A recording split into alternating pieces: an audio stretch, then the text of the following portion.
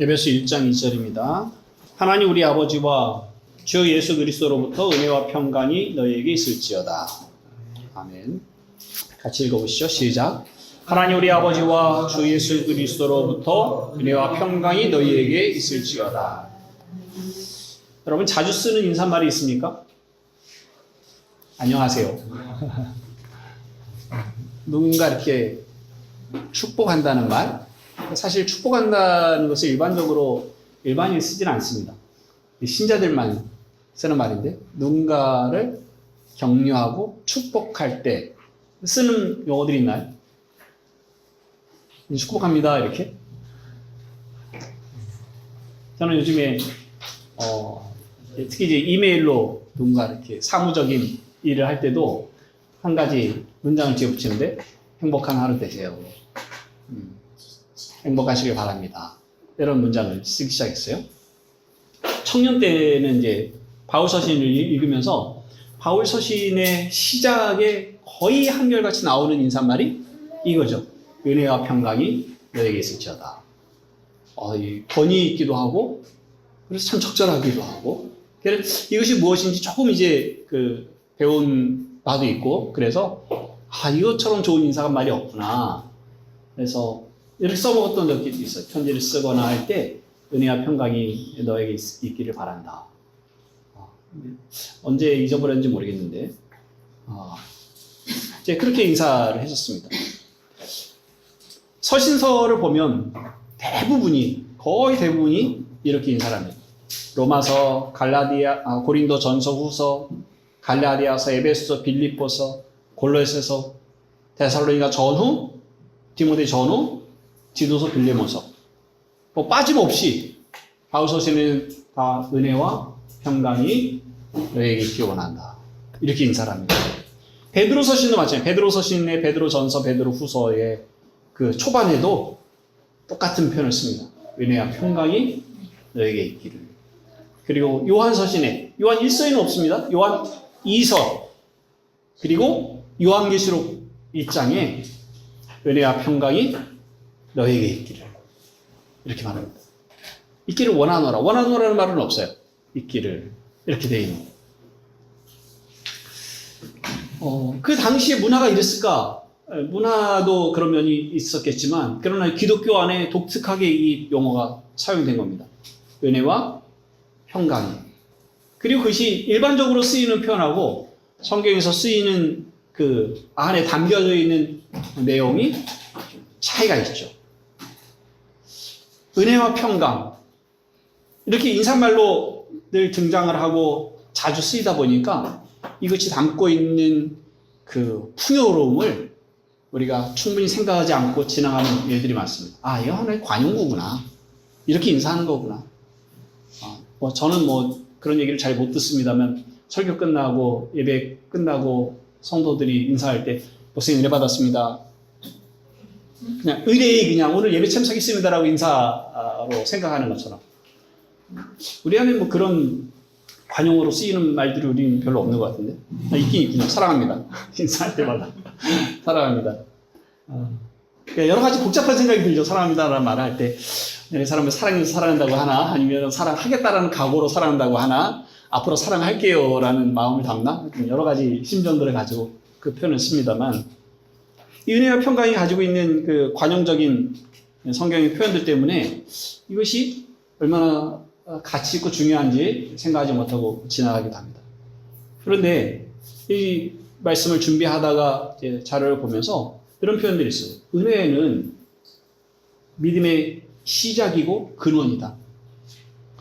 하나님과의 관계에 있어서의 믿음이야말로 가장 중요한 거잖아요. 그런데 그 시작점에 은혜가 있는 거예요. 은혜로부터 시작이 되는 거예요. 그리고 평강은 믿음의 마지막이다. 그리고 목표요? 결과입니다.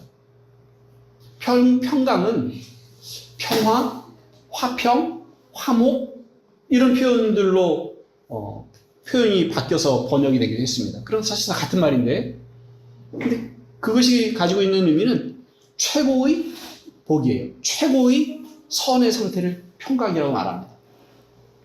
오늘은 은혜에 대한 얘기만 하고 다음 주에는 평강에 대한 설명하겠습니다.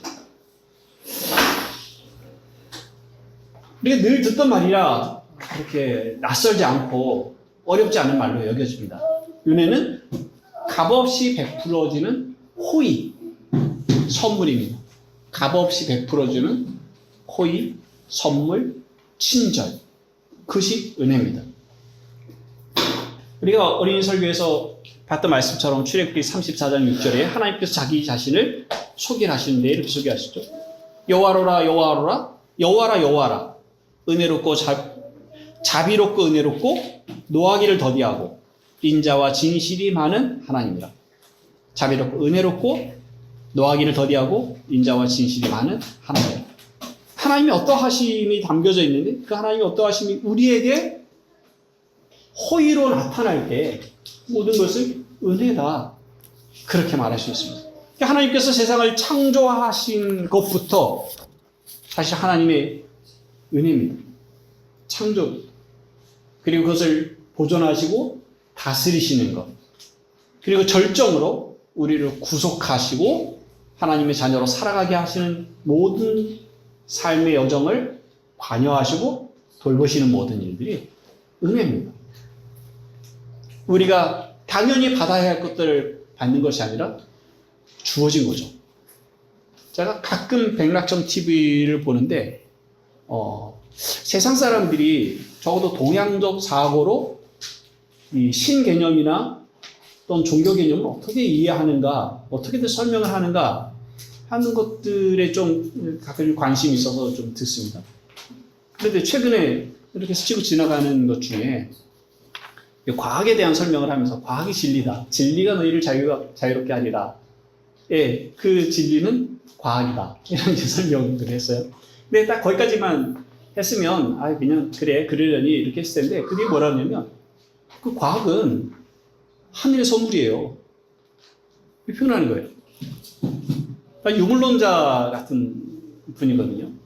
물론 이제 우리가 생각하는 것처럼 모든 물질에서 정신이 나온다라는 식은 아니지만, 이 절대 신의 존재, 적어도 기독교적 유일신 사상을 부정하는 거예요. 이건 하나의 철학인 것처럼, 서양 철학으로 이해를 하는 분이세요.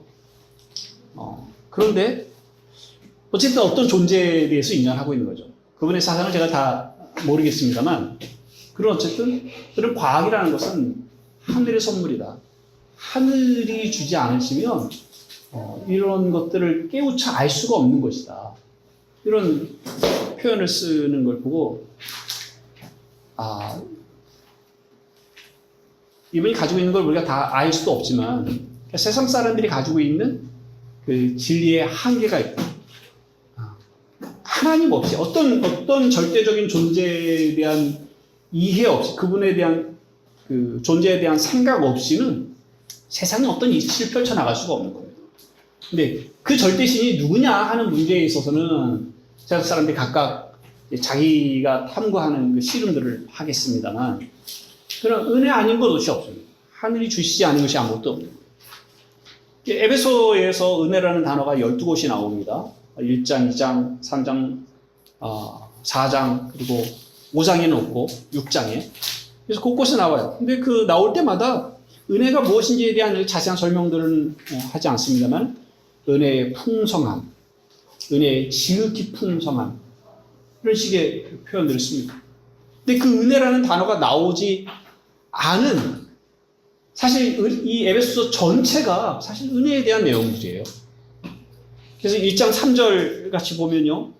찬송하리로다 하나님 곧 우리 주 예수 그리스도의 아버지께서 그리스도 안에서 하늘에 속한 모든 신령한 복을 우리에게 주시되.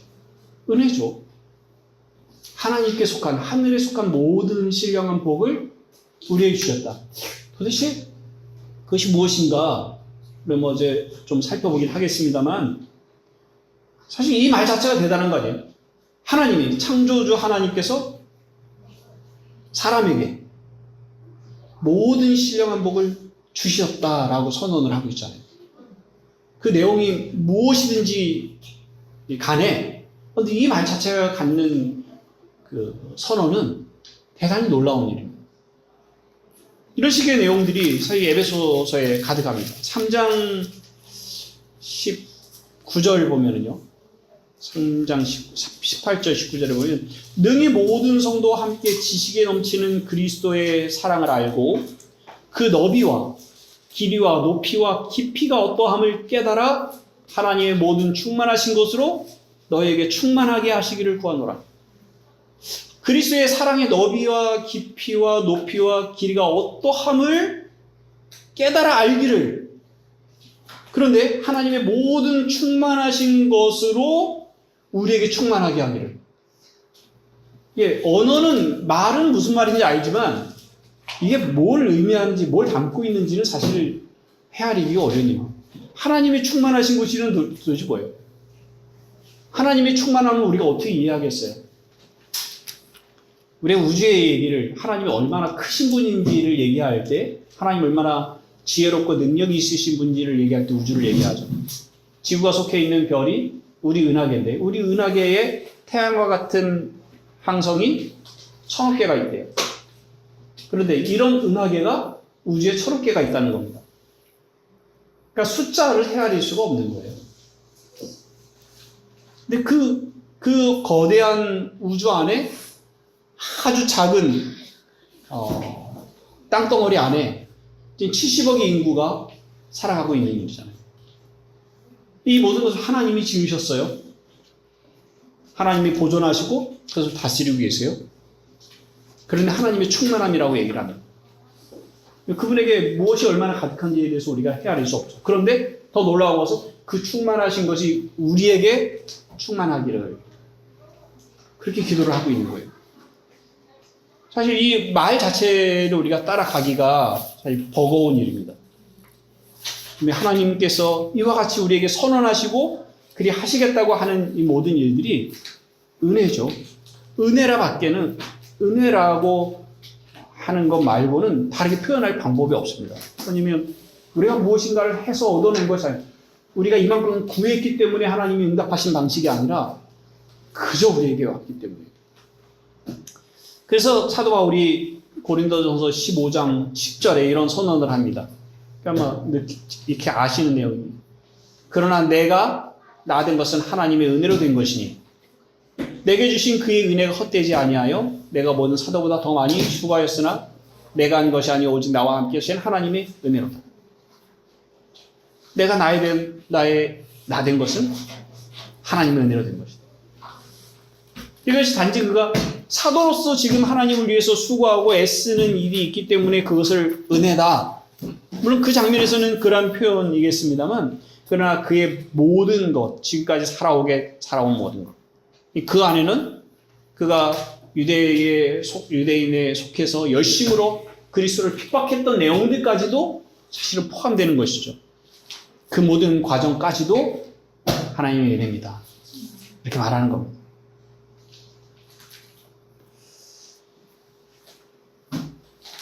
사도가 지금 에베소서 1장에 그리고 모든 서신의 첫 부분의 인사말에 은혜와 평강이 있기를 원한다.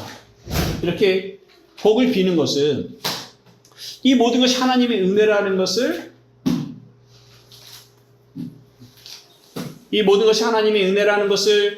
깨닫고 고백하고 감사하게 되기를 바란다. 이미 지나온 모든 것이 하나님의 은혜임을 알게 하려고 이 문장을 쓰고 있습니다만 또 하나는 그러한 은혜가 앞으로 계속되기를 바란다는 복의 선언이기도 합니다. 여러분 생애를 한번 생각해 보십시오. 지금 여러분들의 형태를 생각해 보십시오. 사도 바울이 나의 나된 것 하나님의 은혜다. 이렇게 고백하고 있는 것처럼 그렇게 고백할 수 있습니까? 나의 나된 것이 하나님의 은혜다. 그랬던 적도 있었어. 내가 신앙이 좀 뜨거웠을 때, 열심을 낼 때, 하나님, 나의 나된 게 하나님의 은혜구나. 그렇게 고백했던 때도 있었어. 근데 시간이 지나면서 내가 기대하고 생각했던 것처럼 인생이 펼쳐지지 않아. 그러면 잊어버리죠. 과연 은혜인가? 지금 이것도 은혜인가? 은혜인데 왜 내 삶이 왜 이렇게 꼬이지? 내가 기대하지 않는 대로 삶이 진행이 되죠. 과연 그런 순간에 우리가 이렇게 고백할 수 있을까요? 은혜다, 이렇게. 고난 중에 과연 그 고난조차도 이거 은혜다 이렇게 말할 수 있을까요? 근데 우리가 교회에서 강조하는 것들이 있죠. 때로는 강요가 되는 경우들이 있죠. 용서해야 돼, 이런 거. 감사해야 돼. 근데 여기도 이제 그런 종류예요. 다 은혜야. 은혜인 줄 알아. 은혜라고 고백해. 그런 압박이 우리에게 옵니다. 그래서 이런 질문을 하면 그래, 은혜지. 은혜라고 하자. 하는 마음들이 듭니다. 그런데 사실 속으로 진짜 그런 건 아니죠. 나의 나된 게 하나님의 은혜야. 그렇게 고백하기에 껄끄러움이 우리 안에 있죠. 근데 성경이 우리에게 사실 그렇게 강요를 하지는 않습니다. 성경이 끊임없이 하나님의 은혜인 것을 설명하고 보여주시지만 이건 은혜야, 그런 줄 알아. 그렇게 압박하는 방식으로 성경이 우리에게 하시는 않으신다고요. 그런 신자의 심정을 가장 잘 표현해낸 것이 이제 시편이에요. 시편에는 많은 고백들이 있는데 그 중에는 우리가 놓여져 있는 그 불편한 상황에 대한 고백들도 있다고요. 나는 잘못하지 않았어. 그런데 나를 지켜보고 있는 사람들이 나를 넘어뜨리기 위해서 비방하고 나를 대적하는 그것 때문에 내가 제대로 서 있을 수가 없어. 이럴 때 하나님 도대체 왜 이러십니까? 나는 잘못한 게 없는데 나를 이렇게 억울하게 하십니까? 나를 이렇게 상하게 하십니까? 하는 불평들이 늘어지잖아요. 질병 중에 있을 때 하나님 나를 고쳐주십시오. 그런 고백들이 많이 있잖아요. 환난 중에서 나를 건져주십시오 하는 내용의 시편들은 또 얼마나 많이 있습니까? 말 그대로 탄식시라 그러죠. 탄식하는 내용의 시들이 참 많습니다. 근데 그 있는 그대로 그다 하나님의 은혜야 이렇게 얘기하지 않는 거예요. 지금 그들이 겪고 어려움에 처한 내용들을 그대로 하나님 앞에 가지고 나와서 토해내는 겁니다. 하나님 지금 내 사정이 이렇습니다. 나는 잘못한 거 없는데 악인이 나를 이렇게 공격해서 넘어뜨리고 괴롭힙니다. 나를 비방합니다. 나를 죽입니다. 하나님이 돕지 않으시면 한순간도 살아가기가 어렵습니다. 이런 고백을 합니다. 그런 중에 하나님 앞에 나가서 비로소 위로를 얻고 마음의 힘을 얻습니다. 하나님이 이것을 끝내시지 않는구나. 하나님이 여전히 일하시겠구나. 하나님이 그 악인들을 벌하시겠구나. 그렇고 일어나면서 하나님의 선하심을 찬양하고 하나님께 기대어 자기 삶을 맡기는 이런 걸로 이제 기도가 맞춰지죠. 어떤 시편은 그런 찬양과 감사 기도 없이 맞춰지는 경우들도 있어요. 그러나 그 다음 시편에 또 그 문제를 다루기도 하고요. 근데 여러분들도 혹시 시를 써보신 적이 있는지 모르겠는데 시를 쓸 때는 과거의 일들을 겪고 나서 겪는 과정이라면 겪는 과정에 써놓고 나중에 다시 돌아보거나 그렇게 되잖아요. 이 남아있는 시들은 그냥 한순간에 앉아서 괴롭다고 쓰고 감사합니다라고 마치기로 하자. 그렇게 형식에 따라서 쓴 것이 아니라 그 하나님 앞에 고뇌했던 그 과정들이 있는 겁니다. 그리고 그 과정 끝에 하나님의 은혜를 깨닫고 찬양과 감사가 뒤에 이어지는 거예요. 근데 그걸 우리를 한 자리에서 읽어내다 보니까 그냥 그 짧은 1, 2분 시간 안에 탄식에서 감사의 감정으로 이렇게 슉 올 수가 없잖아요. 그래서 그 시편을 계속 되뇌이고 찬양하면서 그 감정을 따라가면서 배워가는 거거든요. 그래서 우리가 우리의 마음을 하나님 앞에 정직하게 내놓을 필요가 있어요. 은혜야! 이게 아니라 은혜라는데 과연 하나님이 내게 은혜를 베푸신다는데 이게 도대체 어떻게 내게 은혜인가 하는 걸 평생 배우는 겁니다. 지금 우리가 지금 이 나이에 이러한 상황에서 우리가 여태 살아온 거 그리고 지금 살아가는 거에 대해서 이거 은혜야 이렇게 고백하지 못할 수도 있습니다. 그냥 그거 중요하지 않아요. 내 생애 끝에 가서 그 날들을 돌아볼 때 그때는 내가 이것을 하나님의 은혜인 줄 알지 못했는데 이게 은혜였구나. 이게 은혜였네. 그런 고백을 하게 되는 거예요. 사실 그게 중요한 거죠. 우리의 삶 내내 사실 하나님의 은혜가 무엇인지를 배워가는 과정입니다. 그런데 이 일에 있어서 우리는 실패하지 않을 거예요. 그것은 왜냐하면 은혜의 절정을 이미 우리가 경험을 했거든요. 그것은 그리스도의 구속입니다. 우리가 어떤 형편에 있든지, 우리가 어떻게 살든지, 우리가 어떤 경험을 하든지, 사실 그 모든 것들은 이거보다 더 크다고 말할 수가 없어요. 로마서 5장 8절에 우리가 아직 죄인 되었을 때 그리스도께서 우리를 위하여 죽으심으로 하나님께서 우리에 대한 자기의 사랑을 확증하셨느니라. 그리스도께서 우리를 위하여 죽으심으로 하나님의 사랑을 우리에게 이미 보이셨어요. 이보다 더 큰 은혜가 어디 있어요? 우리가 세상 평생에 노숙인으로 산다 할지라도 사실 이것 하나로 충분하다고 고백을 할 수 있어야 되거든요. 그래서 어떤 미국 학자가 쓴 게 불황아 복음이라는, 불황자 복음. 불황자로 살아감에도 불구하고 하나님의 자녀인 것에 충분하다는 고백. 사실 전혀 어울리지 않는 현대의 삶에 어울리지 않는 내용이에요. 그런데 복음이 무엇인지를 말하고 있는 거죠. 복음이 무엇인지. 왜 우리는 우리의 형편, 우리가 경제적으로 나아지는 것, 좀 세상에서 사람들에게 인정받는 것, 세상에서 성공하고 괜찮은 길을 걸어가는 것, 그게 왜 복음의 결과라고 생각하는 시대에 우리가 그렇게 살아가고 있잖아요. 근데 우리가 20년, 30년만 해도 그것이 아닌, 그런 것들이 중요하지 않은, 그냥 예수 그리스도를 믿는 것으로 충분하다는, 죽어서 천국 갈 수 있다는 그 한 가지만으로 이미 충분하다는 고백을 가지고 살았었죠. 지금은 끊임없이 옆 사람과 비교해서 얼마나 많이 가지고 있는지, 얼마나 많이 인정받는지가 자기가 복음을 가지고 있는 하나님의 은혜를 받은 것의 증거라고 자꾸 내세우는 시대에 우리가 살고 있어요.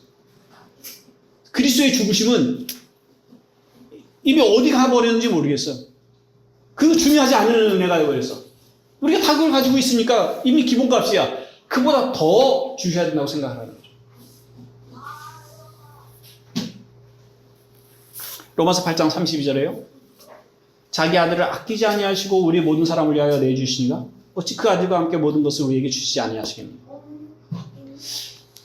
우리가 원하는 것을 하나님이 다 주시겠다는 메시지가 아니라요.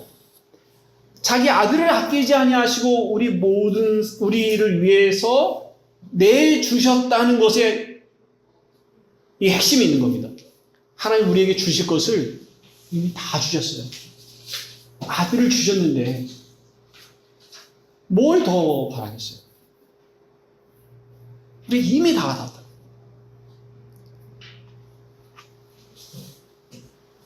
저에게 가장 큰이라고 할 정도, 어쨌든 큰 위로가 되는 성경 구절 중에 하나가 로마서 8장 26절입니다.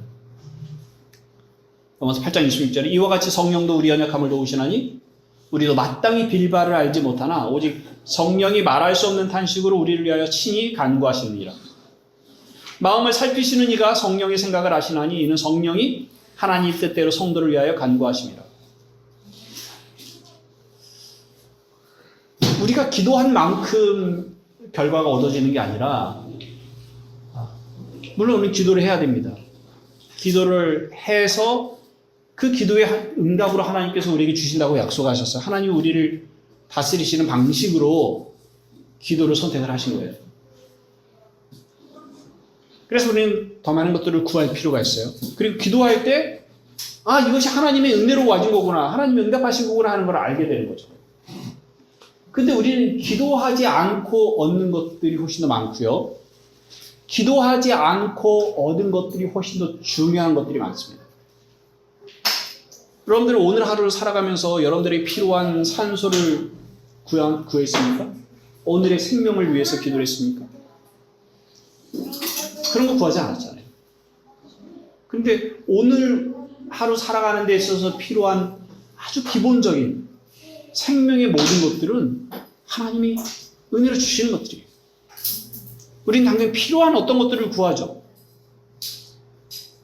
정말 있어야 할 것들을 구하는 게 아니라 정말 있어야 할 것들이 무엇인지 우리는 모를 때가 더 많습니다.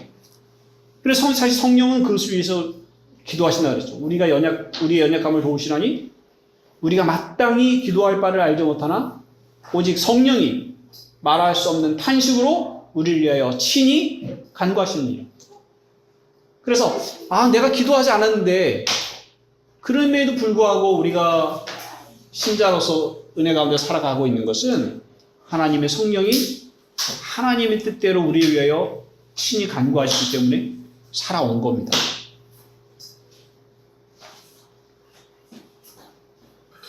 내내 우리의 삶이 그렇습니다. 지금까지도 그렇고 앞으로도 그렇습니다. 근데 그 결과가, 그 성령의 기도의 결과가 그 로마서 8장 28절에 연결이 되는 거예요. 우리가 알거니와 하나님을 사랑하는 자가 그의 뜻대로 부르심을 입은 자들에게는 모든 것이 합력하여 선을 이루느니라. 모든 것이 합력하여 선을 이루느니라. 우리가 다 하지 못하더라도 하나님의 은혜가 앞서고 하나님의 은혜가 채워가는 겁니다. 그러니 기도하지 않아도 되겠구나. 혹은 대충 살아도 되겠구나. 그걸 바라는 건 아닙니다. 갈라디아서 6장 7절에 스스로 속이지 말라. 하나님은 업신여김을 받지 아니하시나니 사람이 무엇으로 심든지 그대로 거두리라. 이런 말씀도 있어요. 수고하고 심은 것이 열매 맺도록 하는 것이 하나님 세상을 다스리시는 방식이라는 거예요. 콩을 얻기를 원하면 콩을 심어야 되고요. 팥을 얻기를 원하면 팥을 심어야 돼요. 그런데 이것이 하늘은 스스로 돕는 자를 돕는다로 가는 건 아니에요. 그건 다른 방식이에요. 지금 이 말씀을 하는 것은 성령의 사람으로 성령을 따라 행해야 된다는 것을 강조하기 위해서 이렇게 말씀을 하시는 거예요. 하나님의 은혜는 항상 우리를 앞섭니다. 로마서 4장 말씀 한번 보십시다. 로마서 4장 4절입니다.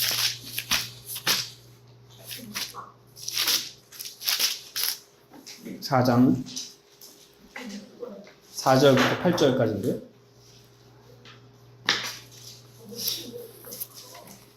(4장 4절부터 8절) 같이 읽어보십시다. 시작.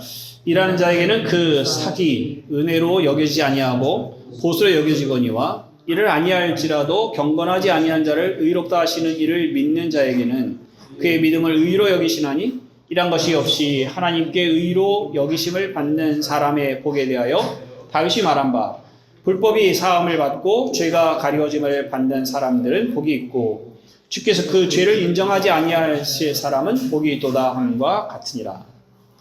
이를 한 자에게 삭시 주어지는 것은 은혜가 아니라 보수죠. 일을 아니했는데, 일을 하지 않았는데 삭시 주어지는 것은 은혜입니다. 그러니까 그와 같이 경건하지 않은데 너 의로와. 이게 은혜예요. 경건한데 너 의로와. 그러면 상이죠. 그건 보수라고 해요.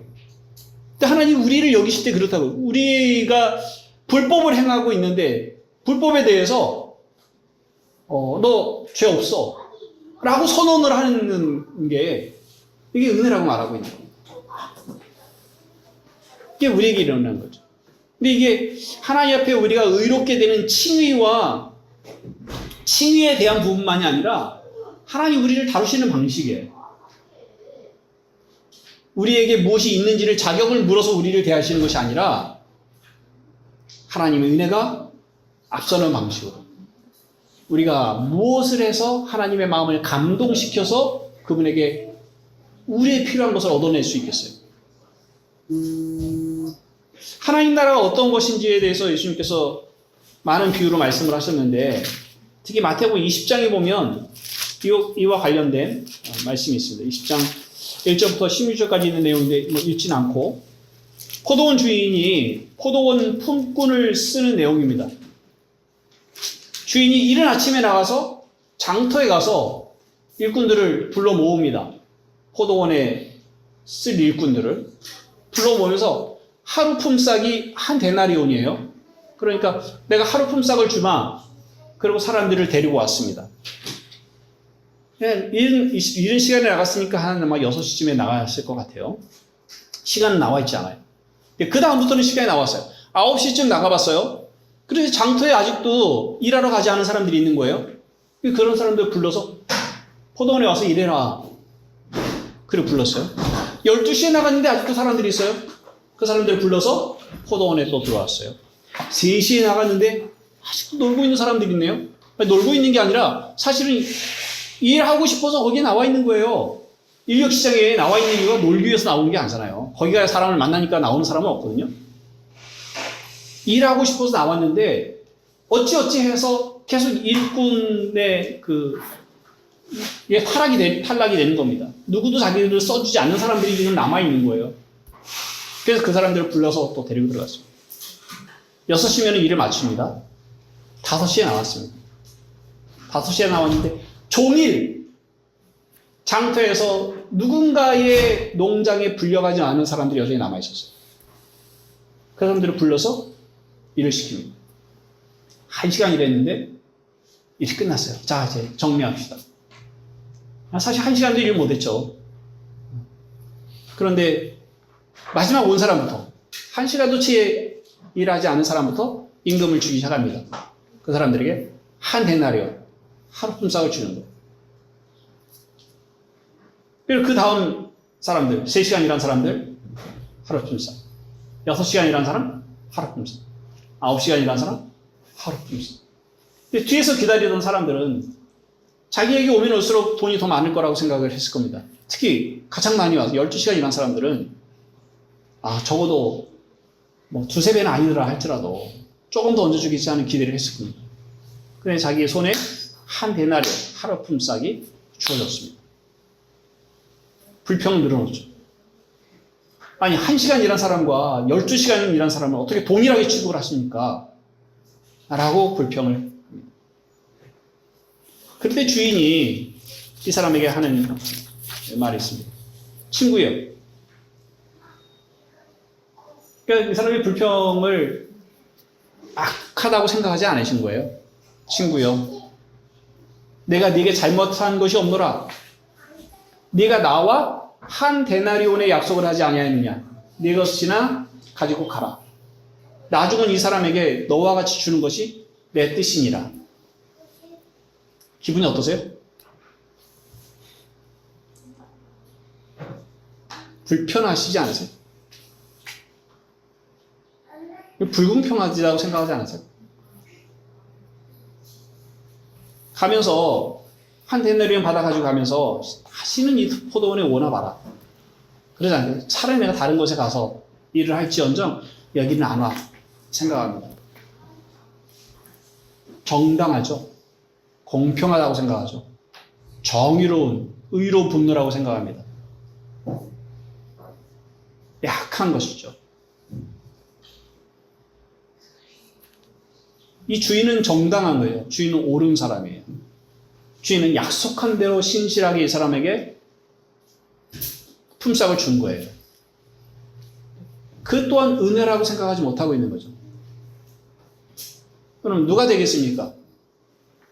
11시간 자기 집 식구들을 위해서 먹을거리를 마련하기 위해서 일터에 가기 위해 인력시장에 새벽부터 나왔는데 누구도 자기를 써주는 사람이 없어서 11시간 내내 발 동동거리는 거예요. 그날 가서 뭐라도 사다가 줘야 가족들이 먹고 살 수 있는데 아무도 자기를 써주지 않는, 그래서 조바심을 가지고 허탈해 있는 그 하루를 보내는 사람이 되시겠습니까? 아니면 누군가의 농토에 가서 하루 종일 일해서 그 품삯으로 그 저녁에 가서 가족들과 함께 식사를 할 마음으로 수고하고 애쓰는 사람이 되겠습니다. 사실 그 모든 게 은혜죠. 그 포도원에 불려간 것부터가 사실 그렇게 일할 자리가 있다는 것이, 땀 흘릴 수 있다는 것이, 그것이 은혜입니다. 근데 자기에게 주어진 은혜는 전혀 생각하지 않고 다른 사람이 받은 것과 비교하여서 자기가 가지고 있는 것을 은혜인 줄 알지 못하는, 근데 우리는 이런 불평 속에 살아가는 거예요. 주님이 불공평하시다고 생각합니다. 신자들 중에 어떤 사람들은 신앙생활은 똑같이 하는데 어떤 사람은 가난하고 어떤 사람은 부자예요. 그 사람이 나보다 훨씬 더 기도를 많이 하다든가 더 신실한다든가, 나는 일주일에 50번 예배 참석하는데 그는 52번 참석한다든가, 뭔가 거리가 있어서 그와 같은 은혜를 받았다면 내가 이해를 하겠어요.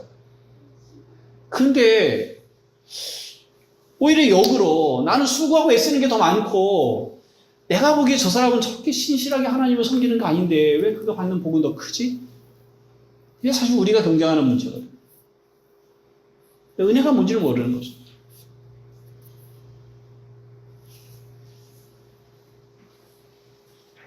하나님이 우리에게 베푸시는 은혜는 충분하고 무한한, 하나님의 충만하신 그 충만함에 우리를 들어가게 하시는 거예요. 이미 우리는 그 은혜 가운데 살아가고 있습니다. 예수 그리스도가 죽으심으로 하나님이 우리에게 주실 것, 주실 수 있는 것 다 주신 거예요.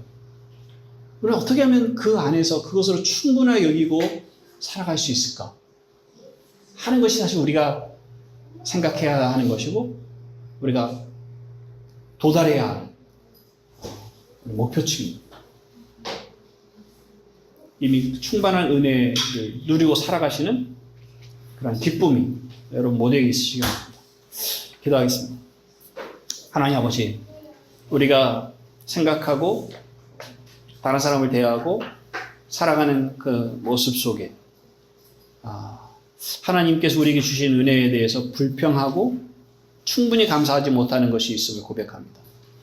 우리에게 이미 그리스도와 함께 필요한 모든 것들을 주셨음에도 불구하고 우리가 지금 견디기 어려운 여러 가지 일들에 대해서 소망이 없다고 생각하고 불평하며 하나님이 공정하지 않으시다고 투정하는 일들이 우리에게 있음을 또한 고백합니다. 아버지 하나님, 우리의 눈에서 비늘이 벗어지게 하여 주시고 하나님이 베푸신 은혜와 그 지극히 크신 은혜의 풍성함을 저희들이 보게 해주시고 그 안에서 기뻐하게 하시고 그 안에서 하나님을 즐거워하는 저희들이 되도록 은혜를 베풀어 주옵소서. 한 주간 또 살아갑니다. 하나님, 세상 사람들과 부딪혀 살아가며 또 하나님 나라에 속해 있지만 세상과 갈등하며 살아갑니다. 하나님, 부딪히는 세상에 눈을 두지 아니하고 우리가 속해 있는 하나님께 눈을 두고 하나님을 의지하며 살아가도록 은총을 베풀어 주옵소서. 예수 그리스도의 이름으로 기도합니다. 아멘.